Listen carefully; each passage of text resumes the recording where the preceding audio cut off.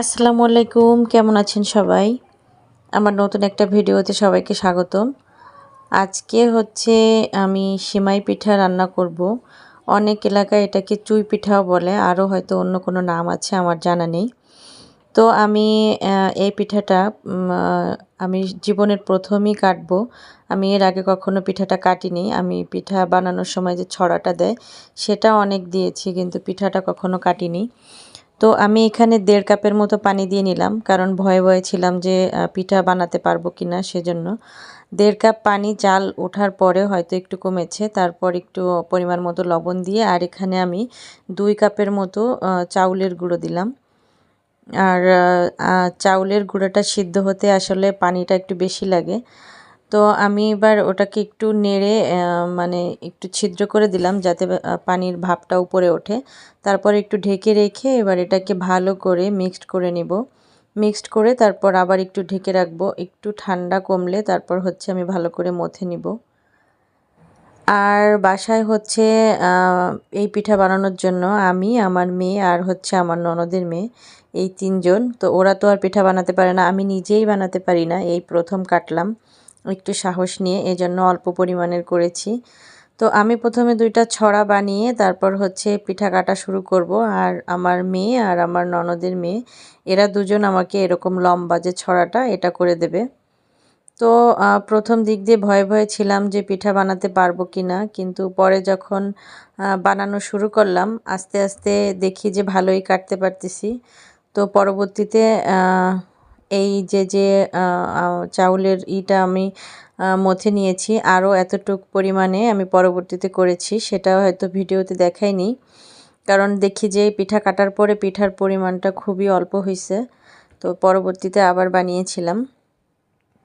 তো এই যে আমি ভিডিওটা কিন্তু একটু দ্রুত করেছি, সেজন্য হয়তো মনে হচ্ছে যে বেশ ভালোই কাটতে পারছি, কিন্তু না, এটা যখন এমনি ভিডিও ছিল তখন কিন্তু আমি খুবই ধীরে ধীরে কাটছি, কারণ আমার ফার্স্ট টাইম এটা।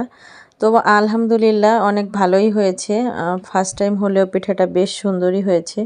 নিজের কথা আর কি নিজেই বলতে হচ্ছে, কারণ এই পিঠাটা যখন আমি কাটি যেমন ভয়ে ছিলাম, তখন আর যখন পিঠাটা হয় তখন আমি এত খুশি ছিলাম যে আমি পিঠা কাটা শিখে গেছি আলহামদুলিল্লাহ।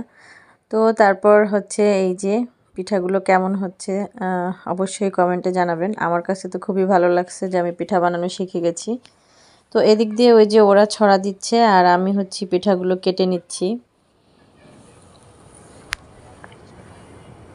তো আমরা এই পিঠাটা যখন বানাই তখন হচ্ছে পিঠা বানানো শেষ হয়েছে প্রায় 12:30টার পরে। 12:30 বেজেছে আমাদের পিঠা কাটতে কাটতে। তো আমি এবার পিঠাগুলোকে মেপে নিচ্ছি। গ্রামে মা চাচিকে দেখেছি স্যার দিয়ে মাপে, মানে ওনারা যে চাউলটা মাপার জন্য যে পাত্রটা ইউজ করে ওটাকে আমাদের এলাকায় স্যার বলে, বেত দিয়ে বানানো হয়। তো আমাদের তো ওটা নেই, তো আমরা এটা পোয়া দিয়ে মেপে নিচ্ছি, যেটা দিয়ে চাউল মাপি আমরা। তো এটার 5 পট হয়েছে। তো এটা মেপে নেওয়ার কারণ হচ্ছে আমি পিঠা অনুযায়ী পানি দিব, মানে হচ্ছে পিঠা রান্না করার সময় যে পানিটুকু দেবো সে পরিমাপটার জন্য আমি পিঠাটা মেপে নিলাম। আর তখনই আমি দুধ জ্বালিয়ে নিচ্ছি। এখানে 1 কেজি দুধ আছে, বাড়ি থেকে যে দুধটা এনেছিলাম সেই দুধ, এত সুন্দর দুধটা। তো আমি এটা কিন্তু জাল করে বেশ খানিকটা কমিয়ে নেব। আর হচ্ছে এই যে মা পাঠিয়েছিল, মানে আমাদের কাছে দিয়ে দিয়েছিল এই নারকেলটা। বাড়িতে যখন মা সিমাই পিঠা বানায় তখন যে নারকেল দিয়ে বানিয়েছিল সে, তার একটা নারকেল ছিল, সেটা আমাকে দিয়ে দিয়েছিল, বলেছিল বাসায় নিয়ে খেও। তো আমিও এই সুযোগটা, এই পিঠাটা রসের ক্ষীর আর হচ্ছে এই পিঠায় এরকম যে নারকেলগুলা, এই নারকেলগুলা কিন্তু ঝুনো নারকেল না, মানে পাকা নারকেল না। তো এই নারকেল দিয়ে রান্না করলে বেশি টেস্ট হয়। তো এই যে আমি দুধটাকে জাল করে কিন্তু টানিয়ে নিয়ে এরকম মোটা সর পড়েছে, দেখতে পাচ্ছেন। এরকম করে এবার হচ্ছে আমি এবার পিঠাটা রান্না করব। পিঠাটা রান্না করার জন্য এখানে আমি একটা পাতিলে 2 লিটার পানি বেশ খানিকটা সময় জাল করে নিয়েছি। তারপর হচ্ছে এখানে আমি গুড় দিয়ে দিলাম। এখানে 1/2 কেজি থেকে কম হবে, এতটুক পরিমাণে গুড় দিয়েছি। আর হচ্ছে বাকিটা আমি চিনি দেব। এটা শুধু গুড় দিয়েও রান্না করা যায়, আবার চিনি দিয়েও রান্না করা যায়। তো আমি দুটোই মিক্সড করে দিচ্ছি। আর এই যে এখানে চিনি দিয়ে দিলাম এক এক কাপের থেকে একটু বেশি। মিষ্টিটা যার যার পছন্দ মতো। আমি যে মিষ্টিটা দিলাম এটাতে অনেক কড়া মিষ্টি হয় নাই, হালকা মিষ্টি হয়েছে, আমি এভাবেই দেব। আর এই যে হচ্ছে সেই নারকেলটা কুড়িয়ে নিয়েছি। নারকেলটা কিন্তু আমি এখনই দিয়ে দিব, কারণ নারকেলটা একটু বেশি পরিমাণের জাল করব, যাতে নারকেলের ঘ্রাণটা বা স্বাদটা। নারকেলটা দেওয়ার পরে এরকম জাল উঠছে। নারকেলটা আমি আগে থেকে দিলাম যাতে এটা একটু ভালো করে জাল হয়। এবার আমি পিঠা দিয়ে দেবো, কিন্তু পিঠা আমি একবারে দেব না, দুইবার করে দেবো পিঠাটা।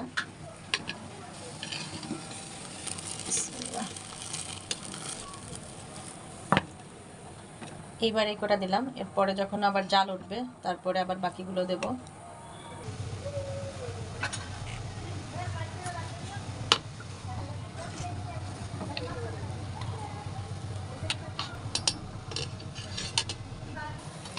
পিঠাটায় জাল উঠে গেছে, এবার আমি বাকি পিঠাগুলো দিয়ে দেবো।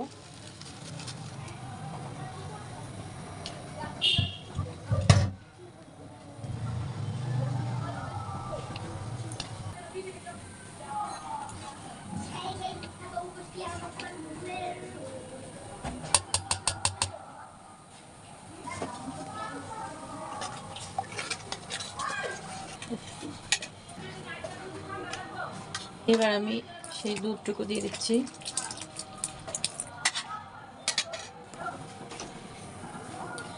দুধ দেওয়ার পরে আর বেশি সময় রান্না করব না, পিঠা কিন্তু হয়ে গেছে প্রায়। শুধু একবার দুইবার জাল উঠলেই আমি পিঠাটা নামাই ফেলবো। এখন একটু ভয় আছে, সাবধানে রাখতে হবে, নাহলে উতলায় পড়ে যেতে পারে। পাতিলটা আমার মনে হয় একটু ছোট হয়ে গেছে আমাদের, আর একটু বড় পাতিল হলে ভালো হতো।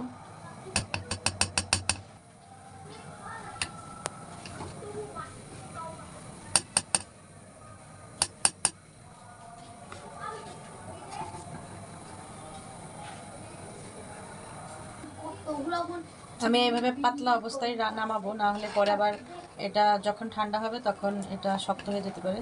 এই জন্য এরকম পাতলা থাকা অবস্থায় নামাতে হবে। আপনি এটার মতো জাল করে নামাই নেব।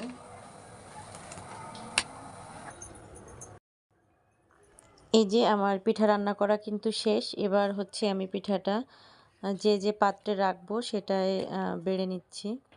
তো এটা পাতলা যে প্লেট বা পাতলা বাটি এগুলোতে করে রাখলে এটা বেশ সরবরাহ থাকে, মানে খেতেও ভালো লাগে, নরম নরম থাকে। আর যদি গভীর কোনো কিছুতে, মানে যে গাঢ় যে বাটিগুলা ওগুলো রাখলে দলা পেকায় যাওয়ার সম্ভাবনা থাকে। এজন্য আমি যেগুলো পাতলা জিনিস আছে সেগুলোতেই আমি রেখে দিচ্ছি।